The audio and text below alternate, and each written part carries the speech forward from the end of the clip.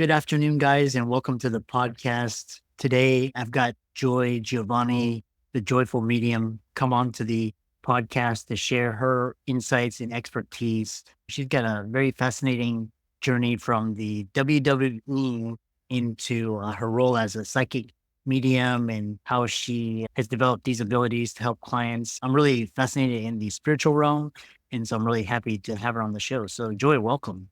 Thank you. It's an honor to be here. Yeah. So briefly introduce yourself and we'll get right into it. Introduce myself. I'm Joy Giovanni. I go by Joyful Medium. My primary work these days is as a medium and podcast host myself. I work one-on-one with clients and also in a group capacity. I don't know what else you want me to say about me. That's pretty much what I'm up to these days.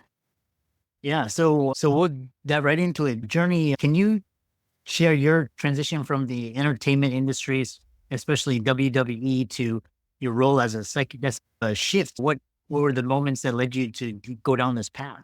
Actually, I did about an hour-long podcast episode about this on my podcast, so I'll try to condense it and give you just the Cliff Notes version of it. Essentially, I was an actor working in Hollywood. I was SAG act, and working with the WWE was a role that I was offered and got. So that's something that happened as part of my career. It actually was often in these types of settings and in speeches and speaking, we talk about the hero's journey, right? Those climbs that we make as human beings and then the big falls and what comes after. And that's part of that story. I really gave myself over to that career. It wasn't necessarily the direction I saw myself going. Sometimes that's how careers unfold and you take the opportunities that are given and you might end up in a different trajectory than you imagined. And that's what was happening for me. And to look from the outside, you could easily think that I was on top of the world. I was working on international television every week, often in front of massive live audiences, sometimes the size of the Staples Center or the Tokyo Dome. So it could look like my career was on this amazing trajectory with everything going really well. What most people didn't realize is that at the time, I had two small kids and I had a marriage that was failing. And while everything in my professional life might have looked great from the outside, in my personal life, things were not going well. And that was really exacerbated by this call I received one day from my management when I was in WWE. I was actually had suitcase next to the door, ready to go to the airport, and got this call saying it's not personal, it's just business. And my contract was being ended. I was being released from my contract, is the way they say it, with a group of almost 50 other people. And shortly after that, my whole life came crashing down. My marriage imploded. I lost the house that I had just bought. I was taking care of several other people, and all of that came crashing down. That left me with some big choices to make and a new direction to find. Before I had started acting, I actually entered into that acting world through fitness. I was a personal trainer. I was a trained and licensed massage therapist. I actually was training as a holistic health practitioner. The way it works in acting and entertainment, you may know, Chris, once your contract is done, you're back to pounding that pavement of auditioning. They don't care what time your kids get to school. They don't care what else you have going on. So before long, I stayed in that field for a little while, but before long, it became evident that was going to have to choose between all of this auditioning and seeking work or being a full-time mom. And being a mom was just the more important thing to me. And so I returned to wellness and massage therapy. And it was through that vein of wellness that I really came around to studying all of the intuitive gifts and eventually mediumship.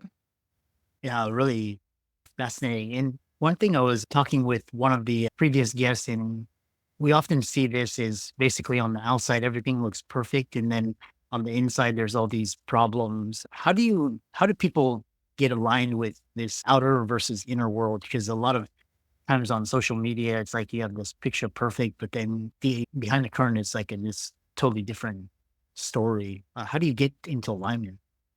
I think a lot of times this is what we're talking about when you're hearing people that are in this kind of woo-woo type work talk about healing. It's often reframing or re-understanding patterns and programs and things that are taught to us, sometimes very overtly and sometimes very softly and subconsciously, just through our cultural experience, the country of origin we're from, the community groups we're from, the family that we're from. That really starts to dictate, even as a kid, how much permission we have to share. Are we hiding things going on in our family? Often it's, oh, those things we don't talk about in public, or have to give a good appearance, right? Or how things look from the outside. So we really are, many of us, most of us, marinated in this understanding it just as part of our culture from a young age. So really the way to break that cycle or start changing things for ourselves is just starting to look at our lives. Are we the same person out in the world as we are in our friendships, in our private life? Are there big secrets that we're withholding within us? Not that we have to share all of our most private, intimate secrets, but are we feeling like we get to be ourselves everywhere we go in the different aspects of our life or not? So it starts with just the noticing. That I found fascinating in your bio was you say growing up you were sensitive and you sensed things from a young age and you Mhm. resisted it. Talk about that process and how it led you to, developing your intuition and Reiki and working with chakras and energy and focusing your intuition. Sure. I really feel like so many of us have some sort of innate understanding of energy to some degree. Often, if you think about in traditional business meetings, we might hear someone say, oh, there was great energy in that meeting today. Or, you know what, I don't know. I just don't feel like that person was hearing me. It's the energy of what they're giving off or what we're perceiving with those senses that are outside of our traditional five senses. So we all have some of that in us. And often from a young age, there are things that just happen or that we're aware of, especially for me, that I just didn't do that math and put two and two together until much later. Looking back, I realized, oh, okay, I did at the age of I had language before I was a year old in full sentences, which is already unusual. And I was articulating seeing people and talking to people and playing with people. And at the age of 2 and into 3, I actually remember some of those people that I was seeing. And it wasn't something that I necessarily made a big deal about. I just, there's a specific house my family lived in at the time, and there was a room at the end of the hall. And I would pass that room as a kiddo and I would see a woman sitting in a rocking chair near the window, and something in me knew she wasn't here in the same way that you and I are here, in the same way that my parents were here, but I could still see her or understand her to some degree, and I just avoided that room, and I did. So it was little things like that for me. I lost someone very significant in my life when I probably would have been about 5. And from the time this person passed away, I just knew that I could still feel the love of her around me, the essence of her. I could receive signs from her. No one technically taught me this. It's just something I knew and started doing. And I have a very specific sign in the world that I set up for her from the time I was 5 years old, and I receive it all the time in different ways. So it's in the little things like that, but it's just not something I really ever necessarily questioned. Yeah. Yeah. It's interesting because, like I said, I'm like an intuitive and empath. I'm not a medium. I haven't developed to be able to do professional, but it's interesting. I could remember like loved ones passing away. Like, you remember I was standing this place and doing this thing, and all of a sudden this wave of emotion, like this feeling. And then, it turns out later, kind of these things. What's the difference between being psychic and being a medium? And is there a distinct line? And how do people, and where does intuition play into this? That's a great question. I want to just quickly touch on something that you mentioned, which is I feel like really important for people to know. Now, a medium, and I'll go into the differences in just a second, but essentially I'm communicating with other people's loved ones. But I always love to highlight, just like you said, you've had loved ones that passed away and you could still feel that rush of emotions or love. We all have the ability to sense, feel, receive signs from our own loved ones. That's something that we all have access to. We all have that emotional connection with them. And even if it's someone we didn't know in our lifetime, or perhaps they passed away when we were very small, we still have the ability to connect with, communicate with our own loved ones. As long as you know me or anyone knows me, you'll hear me complain about the languaging because it's the language doesn't quite match the mystical experience of it. So it's not going to be your loved one standing next to you talking in your ear in communication style the way we experience it, but you will lightly sense them around, or a memory of them will pop in kind of out of nowhere, and you can still receive signs from them. So I think it's just important to highlight you don't have to be a medium to communicate with your own loved ones. They certainly hear you and receive all the love and intentions you send from your heart to them. Now, the difference between a psychic and a medium. So psychic and intuitive, those words for me are interchangeable. One of the challenges in this work is that it's not like the medical system where there's a standardized language of what things mean. It's very gray in the languaging. So for me, in the way that I'm trained and the way I identify it, psychic and intuitive are really interchangeable based on what word someone likes in there. And the other misconception about that word psychic or intuitive is because of media, often people believe that the intention of it is about predicting the future, and it's not. It's about understanding ourselves, the options available to us, the emotions that we may be shoving down or hiding from ourselves about something so that we can make the best free will choices now to set up those future experiences and put us on that path, right? So essentially, it's not that different, the difference between a psychic reading and a mediumship reading, for example. So psychic really is dealing with the energy here and now. And if I'm reading for someone like you, for example, it's me blending the energy of my soul with the energy of your soul. So everything I'm learning about you is from your soul, from your energy, from your aura, from your field. When I'm working as a medium, essentially it's the same thing that's happening. It's just I'm blending the energy of my soul with a soul who's no longer in a physical body. So someone who's discarnate. So we're all a soul in a human body, or on the other side, not in a human body. And mediumship is me blending my soul with someone who's no longer in a body. The type of mediumship I practice is called Evidential, which essentially means that I like loved ones, people on the other side, to share some specific details about themselves so that the person that's there to hear from them can understand and recognize them. So I'm working with them to discern details about their personality, their memories of their life. Perhaps they're wanting to give their opinion about something going on in their loved one's life who's still here. So that's basically the difference between psychic and mediumship. There's a part B to that question. What was it? Oh, where does intuition come in there? Intuition is really part of the psychic work, but just like I was saying, we all have that ability to connect with our own loved ones on the other side. We all have intuition as an innate part of us. It's just a part of who we are.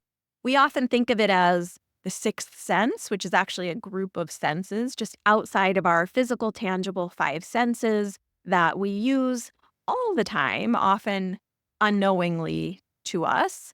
If you think about a great example of that sensing energy is, have you ever been standing in the line at a grocery store and all of a sudden you just become aware like, oh, someone's standing too close behind me, and you can feel them behind you even though you don't see them? They've entered your auric field, your personal space bubble. And so you're energetically aware of them even though your physical eyes might not be seeing them. So we're sensing energy all the time.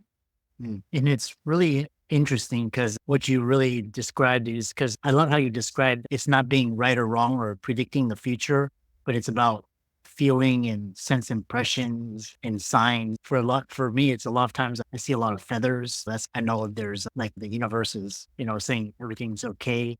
The other thing is you talk about this protection and boundaries because, like, for example, like I can get off the plane in Hawaii, feel extremely like relaxed and comfortable. I come back to Los Angeles and there's this chest tightness and there's this rush, like at the airport, like there's nobody, but you can feel this, like this rush, this pressure, this need to like, and so when you're dealing with energies and different entities, how do you protect yourself? And, this may be even in real life, like people that are like, you can sense like somebody's a dark or manipulative. How do you put up boundaries in these situations?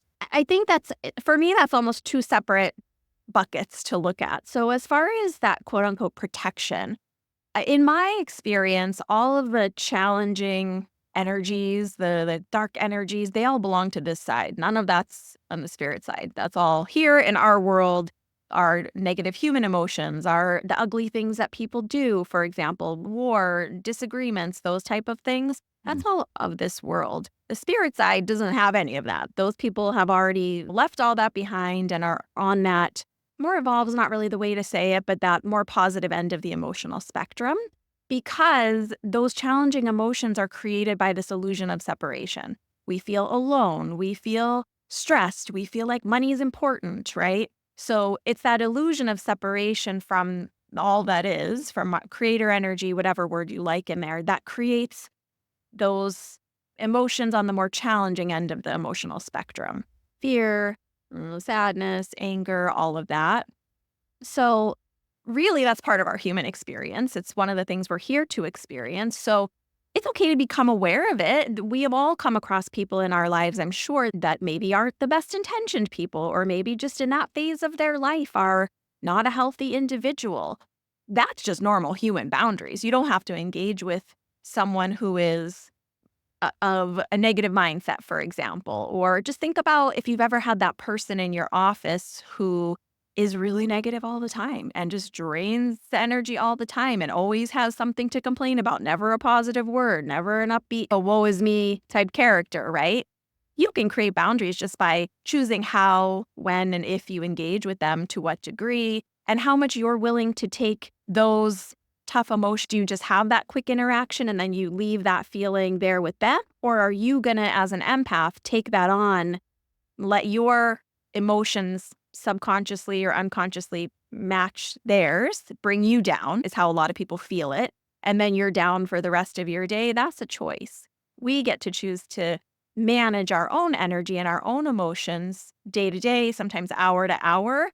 And that's a version of boundaries. We don't often think of it that way, but it's, does anyone in your sphere that you come into contact in a day-to-day way, are you giving them the power or the permission to change the mood you're in that day, right? Just because we have a tough interaction doesn't mean we have to let it send us in a mood spin for the whole day. That's our personal boundary.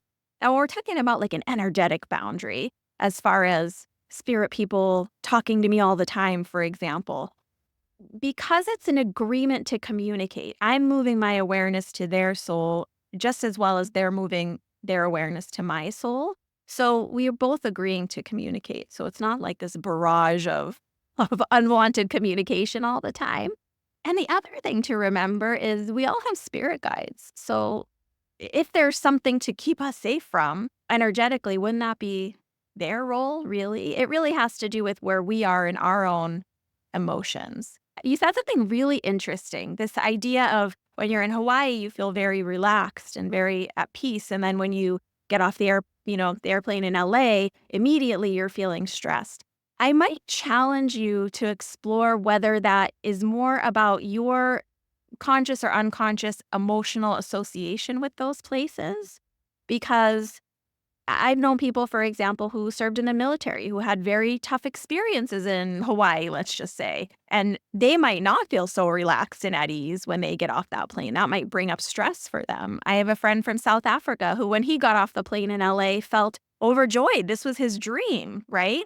It actually, these little emotions or feelings, like you're saying, discomfort, stress, you can feel. I'm from Boston. It's definitely a different energy in the vibe there, right? It's very intense, very rushed. And it's really more about what is that triggering in our own feelings. That's what to explore. Is it triggering an old pressure that maybe when you get off that plane in LA, you're stepping into that achiever version of Christopher who feels, oh, okay, I gotta meet these standards. I've gotta return these calls. That's more a belief that you've accepted within yourself. Do you know does that make sense the way I'm explaining it? Yeah.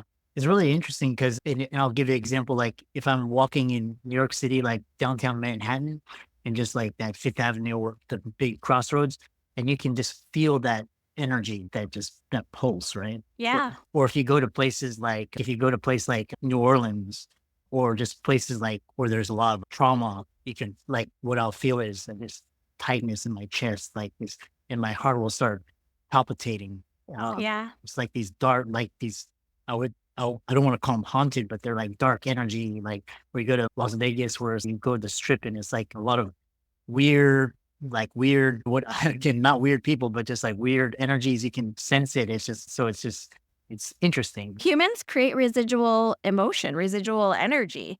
There's an experiment that one of my mentors, two of my mentors actually do, where they have someone, they leave the room, they have a student sit in a chair at the front of the room. They don't know who it's going to be. Any student goes and sits for a couple minutes, returns to their seat, and then teacher comes back in, sits on that same chair, and does a full reading about the person's energy, not knowing which of 50 students it is in the room.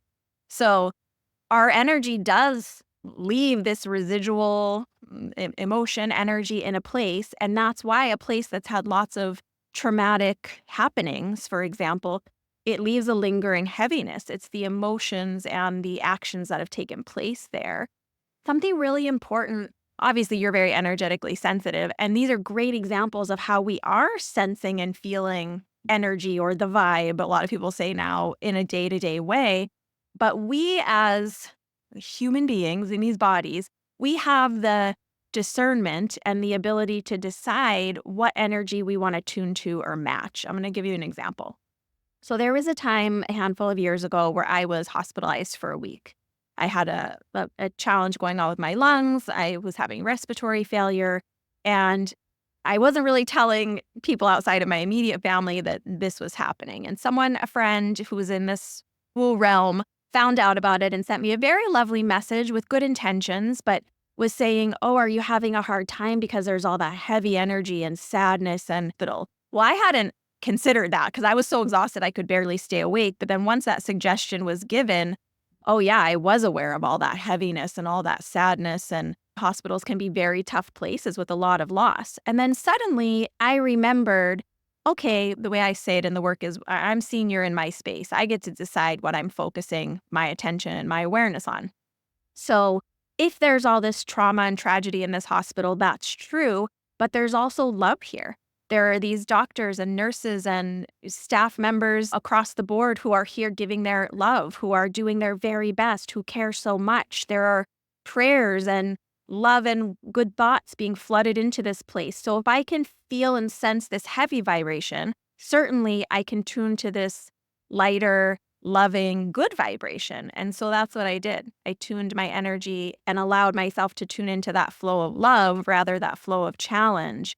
So even if we're in a place that feels really tough, or having an experience that feels really tough, we want to validate and honor those emotions. We don't want to bypass them. But if it's like you're on a trip to New Orleans and you're feeling like, oh my gosh, there's a lot of heaviness here, well, also remember how much joy there is when people are playing the band parades down the street, for example, those wedding marches. Think about all of the celebration there. Think about how much the people of New Orleans came together during Hurricane Katrina and how much love is there. And see if you can shift your awareness to tune to that. Does that make sense? Yeah. And you're actually the first medium or psychic or just spiritual person that, because a lot of the people they're coming is like, yeah, there's these energies coming at me and I've got to do, and I've got to protect myself, or I've got to meditate or use crystals. But I like how you're describing it's like you can have this conscious awareness, or people that drain your energy, like these energy vampires, like you talk about energy tools to consciously choose your vibration. You're the first one that's really, Oh, wow. yeah. So it's, Love that. I'm glad I'm getting to share something new with you guys. yeah. We know we have around 8 minutes remaining. And one thing is, what is evidential mediumship? And then just talk about how you plan to use your work. And can anybody be a medium or start to develop their gifts? This is a great question. So, like we were touching into earlier, everyone has intuitive gifts, which means everyone has psychic gifts. So, everyone can hone that and start to work in that space. Mediumship's a little different. Now, something I like to highlight, the old way that they used to say it is you're either born a medium or you're not. The way I understand it, and if you ask me in 10 years, I might understand it differently because I am always a work in progress too. But just because a gift hasn't manifested in our understanding yet doesn't mean it's not somewhere in the potential of our soul. So for many years, I would have said, I'm not a medium. I don't even believe in that. I don't think it's real. I don't understand it. But then as I did my emotional growth, my personal development, my own healing of those traumas in my own just human life, and started refining and understanding the energy, the chakras, the Reiki, all of that, the healing side of it, it started to open up. It's not really the right way to say it, but it started to become more available to me. And then all of a sudden, I had already been training in the psychic side and in the energy healing side for a while. I was doing a Reiki session with a client in private practice, and suddenly I could gently sense a person standing next to me. I knew their gender, I knew their relationship to my client, and I could say a couple details about them. And at that point, I had made this agreement with my guides that whatever you give me, whatever information I perceive or understand about my client when I'm working with their energy, I'm going to say it to them. So I was having this little kind of argument inside of, oh, I don't want to say this. I don't want to say that I'm aware of this person. This is weird. This is their grandma. I don't want to offend them. But I said it and it was right. And it happened with a few different clients that had been with me a long time that I trusted and felt safe that they wouldn't be offended if I said these things to them. So that kind of let me know, okay, I want to explore this. Do I have this? Do I not have this? Is this okay for me to be doing? I still wasn't even sure about whether it was good or bad or where it came from. I had to work through all of that too. Those are the types of emotions that can, I don't want to say hold us back, but that we get to work through to have a deeper understanding of ourselves and more acceptance of these gifts. So I would say for anyone curious, just start working with the piece that you're curious about. Often it's breadcrumbs that will lead us from one modality to another. I can't tell you how many mediums I've met in the last 10 years that have some version of energy work that they've trained in at some point, whether it's theta or Reiki or any of the versions of energy work. So often we become interested in one area, we explore it, and then just let it breadcrumb you to the next thing. Evidential mediumship, there's lots of types of mediumship, which I didn't know before I entered into all this work. Evidential mediumship really just means I'm largely talking to people on the other side, moms and dads and kids and grandparents and siblings, and I like them to share some specific details about themselves so that my client can recognize them. I feel like it's really difficult if you see a medium and they say, oh, it's a woman, she loves you, she's proud of you. It's okay. That could be anybody that I've known perhaps, but it's very different for someone to say, oh, I have this woman here. She feels like a grandma. I know that you remember her having this very fancy, ornate tea set with little flowers on it, and she liked to drink her tea at the table every day with a little matching saucer. Do you have a woman like this? And then they'll say, okay, yes. And then we work from there. So it's just a different way of working. It's the way that I prefer to work because the theory with evidential mediumship is if I can understand these details about, and it's whatever they want to share. Some want to share details about their passing. Some don't want to share about their passing. So I just honor, I can't pull information out of them. It's whatever they want to share that I can receive. It's through that detail that they're giving that you, Christopher, could validate and say, yes, this is true about my person, or no, I don't know who that is. That then any messaging they want to give, any advice they want to give, any guidance they want to give, because they've already been able to validate, this is who I am. I have my memories. I know who I am. I know who you are. I understand the nature of our relationship, because probably a grandparent is going to talk different to me than like a child's going to talk to me, and they're going to give different information. So it's through that evidential detail, quote unquote, that then not only do we validate that they still exist, that they're still with us, that we can still communicate, that they still know what's going on in our lives, but we can take the additional guidance or like messages with a little more weight. Does that make sense? Yeah. I feel like Okay. there's another part to that question too, but I lost it. Yeah, it's really interesting. Oh, can anyone learn? Is that's what you were saying too? I think it's impossible to tell who's a medium or who's not a medium till we start exploring it. And the other little thing I want to share is the way my guides shared it with me once upon a time was it's like, in the US anyway, like playing baseball in your backyard. Some people only want to play on the 4th of July wiffle ball in their backyard with their family. Some people want to make it their whole life and train and become a minor league or major league player. Everyone can play to some degree, but it's someone who this work is not meant for or it's not on their soul's path. They wouldn't be interested to spend all day, every day doing this. Just like some people wouldn't want to be a physician all the time. It's very similar to that. Yeah, interesting. I really enjoyed this conversation, and there's so many insights. And thanks so much for coming on and sharing your expertise and keep up the great work. Thank you. Is it okay if I share just one more tidbit? Yeah. I know that you had some questions about signs that we didn't get to. I actually have a free sign mini course. It's a 3-lesson mini course. It teaches people how to get signs from the universe. Like you were saying, sometimes you receive feathers as signs from the universe. It Yeah. teaches about the numbers 1 through 9 and gives a cheat sheet of what all those recurring numbers mean. So for people that see 1111, 444, what are they trying to communicate? You'll get that lesson. And then the third lesson is how to set up signs with your loved ones on the other side. Because so often we ask for a sign and then I'll have people come in and be like, they're not giving me a sign. And I'll say, what did you ask for? And they're like, I don't know, nothing. But there's a way to set up a specific sign with your loved ones so that it's them for sure and that they can validate that they're still with you. So you can get that on my website, joyfulmedium.com, right on the homepage. That's called Sign Magnet. It's totally free and everyone's welcome to have it. Interesting. Yeah. I think that answers my questions. Like sometimes I'll ask for signs and I don't get any information. And that's usually it's a sign to use your intuition and go. But really fascinating and really keep up the great work. Thank you.